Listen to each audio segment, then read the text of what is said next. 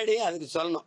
அதை விட்டுட்டு அவன் பேசுற போது பாருங்க, எம்ஜிஆர் யாருன்னு தெரியுமா உங்களுக்கு? எம்ஜிஆர் யாருன்னு தெரியுமா? டேய் உனக்கு தான்டா தெரியுது, எல்லாருக்கும் தெரிஞ்சா அவர் முதலமைச்சர் ஆகியிருக்கான், அவரை புகழ்ந்துருக்கான், விருது இல்ல.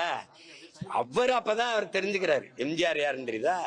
எங்க அண்ணன் விஜயகாந்த் தெரியுதான்னு நான் என்ன கேட்கிறேன், டேய் அவர் கட்சி ஆரம்பிச்சாப்ல, அவர் போட்டிட்டாரு, நான் கூட அவர் போட்டிட்ட அவர் கட்சி வேட்பாளர்கள்லாம் போய் ஆதரவா வேலை செஞ்சேன். ஏன் அவருக்கே போய் ரிஷிவந்தியத்துல வாக்கு சேகரிச்சேன் 2011. உங்களுக்கு தெரியும், அம்மையார் ஜெயலலிதாவோட அவர் கூட்டணி வச்சிருக்கும் போது. ஆனா நீ அவர் இருக்கும்போது அவருடைய கட்சிக்கு ஆதரவா பேசுனதோ அவரை போய் பார்த்ததோ இல்லை. இன்னைக்கு முதல் மாநாட்டில் அவர் பேரை குறிப்பிட்டிருந்தீங்கன்னா மகிழ்ச்சிக்குரியது. முதல் மாநாட்டில் பேரறிஞர் அண்ணா என்ற பெருந்தகையோ ஐயா எம்ஜிஆரை குறிப்பிட்டிருந்தீங்கன்னா மகிழ்ச்சிக்குரியது.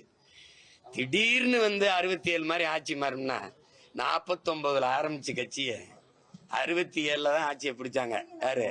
அண்ணா அவர்கள். அதுக்கு எவ்வளவு காலம் விலை கொடுத்திருக்கிறாரு. அதுக்கு முன்னாடி 2 முறை தேர்தல் நின்று வென்று தோற்று 22 விழுக்காடு வாக்க வச்சு மூதறிஞர் ராஜாஜி, கம்யூனிஸ்ட் கட்சி, அப்புறம் நம்முடைய தமிழர் தந்தை ஐயா சீபா ஆதித்தனாருடையது, ஃபார்வர்ட் பிளாக், இந்த கட்சியெல்லாம் இணைச்சிட்டு தான் நின்று வென்றாங்க.